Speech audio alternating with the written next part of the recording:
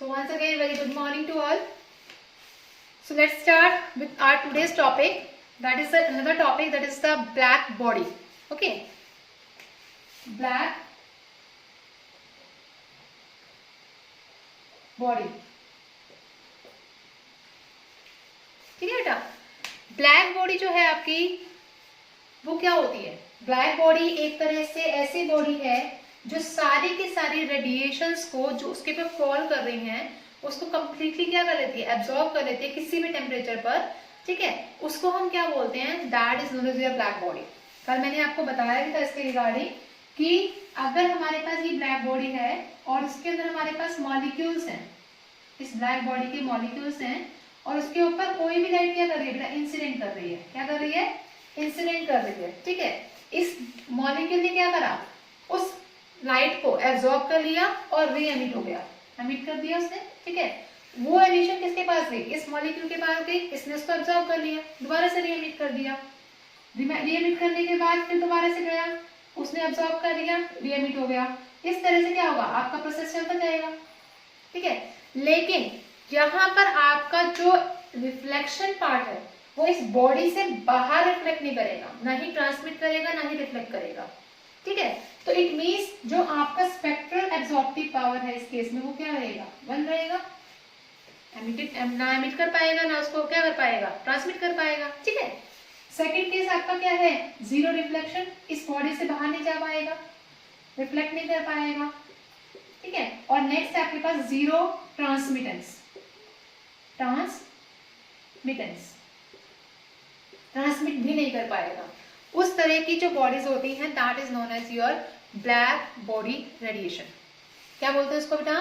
Black body बोलते हैं। ठीक है, और मैंने आपसे एक क्वेश्चन पूछा था कि क्या ब्लैक बॉडी हमेशा ब्लैक कलर की ही होती है या और कोई कलर की भी हो सकती है? Please let me know.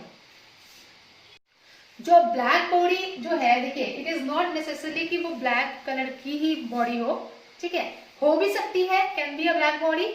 ठीक है, लेकिन जरूरी नहीं है कि ब्लैक हो। ब्लैक बॉडी हमें पता है कि कोई भी रिफ्लेक्शन टेक प्लेस नहीं करती, ना ही कोई एमिशन टेक प्लेस करती है।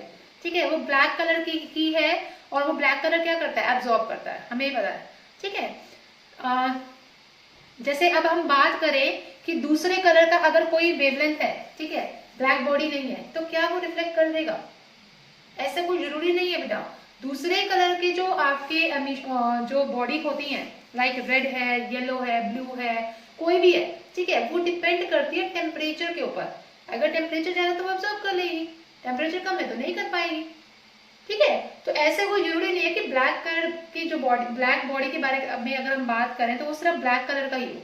वो आपका रेड, ब्लू, येलो कोई भी कलर का हो सकता है, but the condition is that it depends on the temperature. Temperature की वजह से ही वो अपनी वेव्स को क्या कर सकता है? आगे भेज सकता है। ठीक है, ट्रांसमिट कर सकता है। जरूरी नहीं है कि वो बॉडी जो है वो सिर्फ और सिर्फ ब्लैक कलर की ही हो। ठीक है, एक रीजन ये है, ऑब्वियसली बात है। एक चीज बताइए। हाँ बोलिए। गर्मियों में अगर हम जो ब्लैक कलर के कपड़े डालते हैं तो ज्यादा गर्मी लगती है। और ऑब्वियसली बात है, अभी मैंने आपको क्या बोला? टेम्परेचर के ऊपर डिपेंड करता है। ठीक है, टेम्परेचर हाई होगा तो ब्लैक कलर के पास तो एब्जॉर्प्शन पावर बहुत ज्यादा है। ठीक है, वो क्या करेगा? हीट को एब्जॉर्ब कर लेगा, एब्जॉर्ब करेगा तो किसी को ब्लैक कलर का होना जरूरी है ना? तो जरूरी, मैं ये कह रही हूँ कि जरूरी नहीं है कि ब्लैक कलर वाली बॉडी ब्लैक कलर की ही हो। ठीक है, अगर नाम बोल रखा हुआ है कि ब्लैक बॉडी, वो तो हम कलर की बात कर रहे हैं। ठीक है, लेकिन अगर मैं नाम बोल रही हूँ ब्लैक बॉडी, तो ब्लैक बॉडी का मतलब है कि आपके ब्लैक कलर की ना होके वो और कोई कलर की भी हो सकती है। डिपेंड करता है कि वो कितने टेम्परेचर पे उसको एब्जॉर्ब करती है। ठीक है, वैसे बेसिकली हम प्रैक्टिकली अगर बात करें तो ब्लैक बॉडी नाम है तो ब्लैक कलर की ही होनी चाहिए। लेकिन ऐसा अगर थियोरेटिकली सोचा जाए या प्रैक्टिकली सोचा जाए तो ऐसा कोई जरूरी नहीं है कि वो क्या कहते हैं ब्लैक कलर का ही हो। वो डिपेंड करता है बेटा उसके टेम्परेचर के ऊपर। अब सपोज करो हमने रेड कलर डाल रखा है, क्या हमें रेड कलर में गर्मी नहीं लगती? लगती है गर्मी। ब्लू कलर में गर्मी नहीं लगती? लगती है। ऐसा नहीं है, बट टेम्परेचर के ऊपर डिपेंड करेगा आपके। ठीक है, जो आपका टेम्परेचर है उसकी वजह से उसकी वेव्स के ऊपर डिपेंड होगा कि वो उसको एब्जॉर्ब कर पाती है या उसको रिफ्लेक्ट कर पाती है। हाँ, ये अलग चीज है कि ब्लैक कलर का जो कलर जो होता है वो बहुत ज्यादा रेडिएशन को एब्जॉर्ब करता है, ये बिल्कुल फैक्ट है। ठीक है, लेकिन ऐसा नहीं है कि ब्लैक बॉडी सिर्फ ब्लैक कलर की। ओके। और साथ में एक और चीज है कि ब्लैक बॉडी जो होती है ना, वो मैक्सिमम रेडिएशंस को एब्जॉर्ब करती है गिवन टेम्परेचर पर as comparison to other bodies. Suppose करो मैंने एक एग्जांपल ले लिया, ठीक है। एग्जांपल में क्या करा,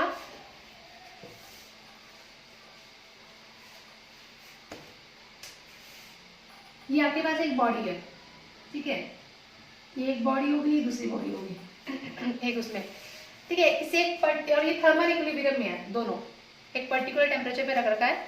ये बॉडी जो है that is a polished body, ये पॉलिश्ड है, और ये ब्लैक बॉडी है, ये ब्लैक कलर की है, ठीक है। ये जो है, अब मुझे बात बताओ, अब मैंने इसको एक पर्टिकुलर टेम्परेचर पे रख रखा है, ओके।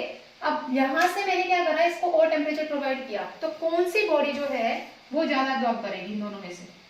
अब ब्लैक बॉडी भी है और पॉलिश बॉडी भी है, कौन सी ज्यादा एब्जॉर्ब करेगी हीट को? बताइए। Which colour of radiation will be absorb by which body maximum, black body और पॉलिश बॉडी? बताइए। ब्लैक। ब्लैक ही करेगी, बिकॉज ब्लैक बॉडी के पास क्या है, एब्जॉर्प्टिव पावर ज्यादा है, ठीक है। अगर ये दोनों थर्मल इक्विलिब्रियम में है, तो थर्मल इक्विलिब्रियम कहने का मतलब है कि दोनों का जो टेम्परेचर है वो हमने क्या कर दिया, इक्वली कर दिया, लेकिन बाहर से हमने क्या टेम्परेचर प्रोवाइड किया, मैक्सिमम प्रोवाइड करवाया। तो इट मींस ये ब्लैक बॉडी होने की वजह से इसने क्या किया, उतनी एनर्जी को एब्जॉर्ब कर लिया, जिसकी वजह से इसका जो ए है वो क्या हो गया, 1 हो गया, एब्जॉर्प्टिव पावर 1 हो गया, ठीक है। जितना एब्जॉर्ब करेगा उतना वो क्या करेगा, एमिट भी करेगा, ठीक है। तो यानी कि ये जितना एब्जॉर्ब करे, सबसे ज्यादा एब्जॉर्ब ये करेगा अगर, तो ये एमिट भी क्या करेगा, उतना ही ज्यादा करेगा, ठीक है। तभी हम सेकेंडरी डेफिनेशन बोल रहे हैं इसको। फर्स्ट डेफिनेशन हम बात कर चुके हैं, सेकेंडरी डेफिनेशन में क्या आता है कि black body emits maximum radiation, अगर वो एब्जॉर्ब करता है तो उतना ही ज्यादा वो रेडिएशन को क्या करता है, एमिट आउट भी करता है गिवन टेम्परेचर पर, ठीक है। तो अगर ये एब्जॉर्ब कर रहा है तो ये एमिट भी क्या करेगा, सबसे ज्यादा करेगा। लेकिन अगर मैं इसकी बात करूं पॉलिश बॉडी की, तो ये क्या करेगा, एब्जॉर्ब करेगा लेस, लेकिन ये लेस एब्जॉर्ब करेगा, ठीक है। लेस एब्जॉर्ब करेगा तो इट मींस ए की वैल्यू जो है यहाँ पर क्या होगी बेटा, 1 से लेस होगी, और वो क्या करेगा, विल एमिट लेस, और ये लेस ही एमिट करेगा। जितना एब्जॉर्ब करेगा उतना ही तो वो करेगा, एमिट आउट करेगा। तो ब्लैक बॉडी रेडिएशन जो है बहुत ज्यादा हीट को एब्जॉर्ब करते हैं, जिसकी वजह से वो ज्यादा एमिशन करते हैं, ठीक है। लेकिन आपका जो कोई भी और अदर बॉडीज हैं वो क्या कर रहे हैं, वो लेस एब्जॉर्ब करेंगे तो लेस ही एमिट करेंगे, ओके बेटा। और साथ में इसकी कुछ प्रैक्टिकल एप्लीकेशंस हैं, जैसे प्रैक्टिकल कल हमने देखा हुआ है, एक है लैम्प ब्लैक, ठीक है। अगर कोई एक ब्लैक कलर का लैम्प है तो उसके अंदर सिर्फ 1% ही रिफ्लेक्शन टेक प्लेस करती है। ये आपको थोड़ा सा लर्न करना पड़ेगा कि लैम्प, जो ब्लैक लैम्प होते हैं वो क्या करते हैं, 1% ही रिफ्लेक्शन देते हैं।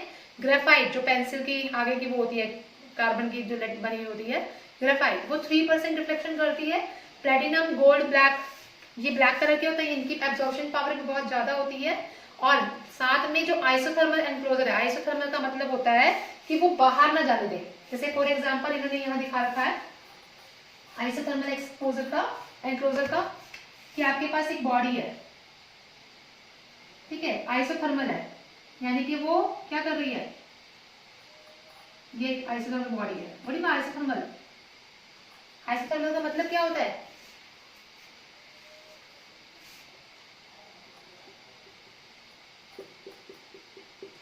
ये एक बॉडी दे रखी है, ठीक है। यहाँ से मैंने ना क्या कर दिया, इसको ब्लैक कलर का प्रोवाइड करवा दिया, ठीक है। ब्लैक कलर प्रोवाइड करवाने के बाद अब इसके अंदर क्या कर दिया, छोटा सा हमने होल छोड़ दिया, बिल्कुल माइन्यूट सा, जिसके अंदर से हम रिफ्लेक्शन पास करवा सके। और यहाँ पर एक रिफ्लेक्टर लगा दिया, यहाँ रिफ्लेक्टर है, ठीक है। जहां से लाइट गई, ये लाइट गई, अंदर कैसा है, black body, nearly black body है ये, ठीक है। ये क्या करता रहेगा, ये रिफ्लेक्शन अंदर ही अंदर क्या करती रहेगी, रिफ्लेक्ट करती रहेगी, ये बाहर नहीं जा पाएगी, ट्रांसमिटेंस नहीं हो पाएगी, ठीक है। तो ये जो आपका है, this is known as isothermal enclosure, जो बाहर उसको पास आउट नहीं करवाने दे, अंदर अंदर क्या करे, हीट को एक्सचेंज करता जाए, ठीक है। तो ये एक तरह से क्या है, it is a practical black body, that is a isothermal enclosure, जो आप अपनी तरफ से भी क्रिएट करवा सकते हो। इसके अंदर कोई भी रिफ्लेक्शन टेक प्लेस नहीं करता, ठीक है, बाहर नहीं रिफ्लेक्ट करेगा, अंदर ही अंदर वो एक्सचेंज करता जाएगा, जैसे अभी हमने मॉलिक्यूल्स के बारे में बात की थी। तो these are the practical of black bodies, ठीक है। क्या क्या चीज हमने पढ़ी ब्लैक बॉडीज के अंदर, देखिए ब्लैक बॉडी क्या होता है, सबसे पहले कि कितने अमाउंट ऑफ हीट वो रेडिएट करके एब्जॉर्ब करती है, यानी कि जब कोई अमाउंट ऑफ लाइट उसके ऊपर इंसिडेंट होगी तो कितनी अमाउंट ऑफ लाइट को वो क्या करेगी, एब्जॉर्ब करेगी कंप्लीटली। ठीक है, ए लैम्डा उसमें क्या होता है, 1 के इक्वल होता है, 0 रिफ्लेक्शन होगा, 0 ट्रांसमिटेंस होगा। ठीक है, और साथ में हमने देखा कि जितना वो एब्जॉर्ब कर पाएगा उतना ही वो क्या करेगा बेटा, रेडिएट भी करेगा। ठीक है, और ब्लैक बॉडी जो है वो एब्जॉर्ब करती है ज्यादा, तो इट मीन वो एमिट भी क्या करेगी, ज्यादा। उसके कुछ प्रैक्टिकली वो थे, दैट इज ये आप देख सकते हैं, lamp black, graphite, platinum gold black और आइसोथर्मल एनक्लोजर। ये थोड़ा सा आपको ये इसके बारे में डिटेल्ड में नहीं है, लेकिन इतना ही सफिशिएंट आपके लिए। वेन्स डिस्प्लेसमेंट लॉ में क्या है, जैसे आप थ्योरम्स पढ़ते हैं ना, वैसे ही आपको लॉज पढ़ने हैं यहाँ पर। ठीक है, ये बेसिकली ब्लैक बॉडी के लिए ही फॉलो किया गया था, veins displacement law. Veins was the name of a scientist. ठीक है, उन्होंने क्या किया, इंटेंसिटी और वेवलेंथ के बीच में एक ग्राफ बनाया। क्या करा बेटा, इंटेंसिटी और वेवलेंथ के बीच में ग्राफ। ये देखिए, ये इंटेंसिटी है, ये वेवलेंथ है। इंटेंसिटी और वेवलेंथ के बीच में उन्होंने एक ग्राफ किया वेव्स ने। ठीक है, वो ग्राफ कुछ इस तरह का था, ऐसे। बहुत ध्यान से समझना, और इंटरेस्टिंग भी है, जल्दी समझ भी आ जाएगा। तो क्या हुआ, वेन ने क्या देखा कि जब उन्होंने ये ग्राफ को ड्रॉ करवाया तो आप देख पा रहे हैं कि इंटेंसिटी के साथ, अगर मैं वेवलेंथ के साथ ले रही हूँ एक इंटेंसिटी का पार्ट, तो क्या इस वेवलेंथ पे इसकी इंटेंसिटी यहाँ तक लाई कर रही है, ये इसकी वेवलेंथ है, सपोज करो λ1, तो इंटेंसिटी यहाँ लाई कर रही है इसकी, है ना। तो वेन्स ने क्या बताया कि जितना आप टेम्परेचर को इंक्रीज करते जाओगे तो आपका जो वेवलेंथ है वो डिस्प्लेस करता जाएगा शॉर्टर वेवलेंथ की तरफ। कहने का मतलब है कि मैंने जितना इंटेंसिटी को बढ़ाती गई, ये देखिए इंटेंसिटी को मैंने इंक्रीज किया, इसकी वेवलेंथ कहाँ आ रही है, यहाँ पे आ रही है। इस इंटेंसिटी को इंक्रीज किया तो इसकी वेवलेंथ कहाँ आ रही है बेटा, यहाँ आ रही है। देखिए λ1, λ2, λ3। ठीक है, तो उन्होंने ये बताया वेन्स ने कि जैसे जैसे आप टेम्परेचर को इंक्रीज करते जाओगे, लैम्डा मैक्सिमम जो है, ये लैम्डा की वैल्यू जो है ये डिस्प्लेस करती जाएगी किसकी तरफ, शॉर्टर वेवलेंथ की तरफ। फॉर एग्जांपल सपोज इट, मेरे पास टेम्परेचर है, 3 टेम्परेचर हम ले लेते हैं। ठीक है, टेम्परेचर और लैम्डा, हम ये दोनों की बारे में बात करते हैं। सपोज करिए T1 टेम्परेचर पर, T1 आपके पास सपोज इट 2000 की है, टेम्परेचर आपका T1 कितना है बेटा, 2000 केल्विन। ठीक है, हमने ऑब्जर्व की कि जो इसकी वेवलेंथ ये λ1 आई थी, suppose it that is 1.5 into 10⁻⁶ metre, 1.5 into 10⁻⁶ metre, suppose it, suppose करने के लिए बोल रहे हो।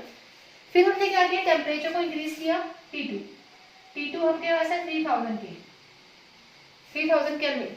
ठीक है, 3000 केल्विन पर के टेम्परेचर पर आपका जो वेवलेंथ है दैट इज 1 into 10⁻⁶ मीटर आया। Okay, and again next temperature पर 4000 केल्विन पर आपकी जो वेवलेंथ है दैट इज 0.75 into 10⁻⁶ मीटर। अब आप इस टेबल से क्या समझ पा रहे हैं, let me know, what do you understand from this table. Temperature और वेवलेंथ के कंपैरिजन कैसे, क्या समझ पा रहे हैं आप, क्या समझ पा रहे हैं इससे। मैम जैसे जैसे टेम्परेचर इंक्रीज हो रहा है वैसे वेवलेंथ डिक्रीज हो रही है। यस, जैसे जैसे टेम्परेचर इंक्रीज हो रहा है वैसे वैसे वेवलेंथ क्या कर रही है, डिक्रीज कर रही है। तो यही तो यहाँ से ग्राफ से है, टेम्परेचर जितना आप बढ़ाते जाओगे वेवलेंथ उतना क्या होता जाएगा, शॉर्टर वेवलेंथ की तरफ बढ़ता जाएगा टेम्परेचर इंक्रीज होने पर। तो यहाँ से क्या हम एक रिलेशन निकाल सकते हैं कि lambda maximum is inversely proportional to temperature, निकाल सकते हैं ये रिलेशन, है ना। तो वेन्स ने यही रिलेशन दिया था कि जितना ज्यादा आप टेम्परेचर इंक्रीज करोगे वेवलेंथ उतनी ज्यादा क्या होती जाएगी, कम होती जाएगी।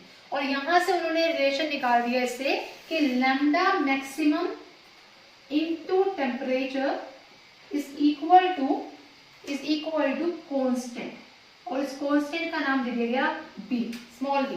क्या नाम दे दिया गया, स्मॉल बी। और इस स्मॉल बी को क्या बोला जाता है, that is known as your Wien's constant. क्या बोलते हैं इसको हम, वेन्स कांस्टेंट। इस बी की वैल्यू, बी का नाम क्या है बेटा, वेन्स कांस्टेंट, जो कि वेन्स के नाम पे लिखा है। तो lambda maximum into temperature is equal to constant, constant क्या आपका B, and B is known as your waves constant. और इस बी की एक पर्टिकुलर वैल्यू होती है ब्लैक बॉडी के लिए, और दैट इज रिमेन कांस्टेंट। वो बी की वैल्यू कितनी होती है बेटा, बी इज इक्वल टू आपकी जो पर्टिकुलर वैल्यू है कांस्टेंट वैल्यू, दैट इज 2.898, ये लर्न करनी पड़ेगी आपको, इंटू 10 रेज़ टू पावर कितनी, -3 फॉर द ब्लैक बॉडी, -3, ठीक है। और इसका जो यूनिट क्या आएगी, मीटर केल्विन, लैम्डा के लिए मीटर, टेम्परेचर के लिए केल्विन। तो 2.898 into 10 raise to power -3 metre kelvin जो है, ये क्या है, इसकी वैल्यू है बी की। और ये बेसिकली किस लिए यूज किया जाता है, वेव्स डिस्प्लेसमेंट लॉ किस लिए यूज होता है, it is used to measure the temperature of distant star. Lambda क्या है, वेवलेंथ तो है, वेवलेंथ क्या होती है, डिस्टेंस होता है, ठीक है। बहुत ज्यादा दूर जो डिस्टेंस पे है, जो हमारे प्लैनेट स्टार्स हैं, डिस्टेंट स्टार है, उसके टेम्परेचर को मेजर करने के लिए हम किसका यूज करते हैं, वेव्स डिस्प्लेसमेंट लॉ का यूज करते हैं, वेव्स डिस्प्लेसमेंट लॉ। और साथ में उन्होंने एक और चीज भी बोली कि अगर मैं इस ग्राफ का एरिया लूं, सपोज करिए मैंने ये वाला पार्ट ले लिया, ये एरिया ले लिया, ठीक है, क्या टेम्परेचर के साथ साथ क्या उसके एरिया में भी कुछ फर्क आ रहा है, या उसकी इंटेंसिटी के ऊपर भी कुछ फर्क आ रहा है, टेम्परेचर के साथ साथ आएगा, ठीक है। तो इसने ये चीज बोला कि आपका जो एरिया है, area under the graph gives the total emission of intensity from the body at that temperature. यानी कि अगर हम जितना ज्यादा हम टेम्परेचर को इंक्रीज करते जाएंगे, उतनी ज्यादा इंटेंसिटी क्या होती जाएगी, higher the temperature the more with the radiations. जितना ज्यादा आप टेम्परेचर दोगे, सपोज करो एक बल्ब ले लिया हमने, उस बल्ब की पावर आपके पास बहुत ज्यादा है, 1000 वोट है, तो उतनी ज्यादा तो वो रेडिएशन देगा आपको, उतना ज्यादा तो वो ग्लो करेगा। सिमिलरली यहाँ पर है कि जितना ज्यादा आप उसको टेम्परेचर देंगे, उतनी ज्यादा क्या होगा, रेडिएशन क्रिएट करेगा। समझ आई बात। इट मीन अगर यहाँ पर T3 मैक्सिमम है T2 से, और T2 मैक्सिमम है T1 से, तो ऐसे ही जो इंटेंसिटी है, थर्ड की मैक्सिमम होगी सेकंड से, और फोर्थ सेकंड की होगी फर्स्ट से। These are the intensities। सभी के केस में आपका जो ग्राफ है वो क्या है, आपका एरिया जो है, पीक है जो है, वो बढ़ता जा रहा है। तो इससे हम बोल सकते हैं कि जितना टेम्परेचर इंक्रीज होगा, उतना ज्यादा रेडिएशंस इंक्रीज होंगी, और उतनी ज्यादा क्या होगा, एरिया भी इंक्रीज होगा। बताइए यहाँ तक किसी को कोई problem? So this is all about today's part. If you find any of the difficulty in any of the topic, then you can ask. You can mail us on our email ID, that is letclasses@gmail.com. So please subscribe our channel, like our videos, and share our videos as much as you can. Thank you.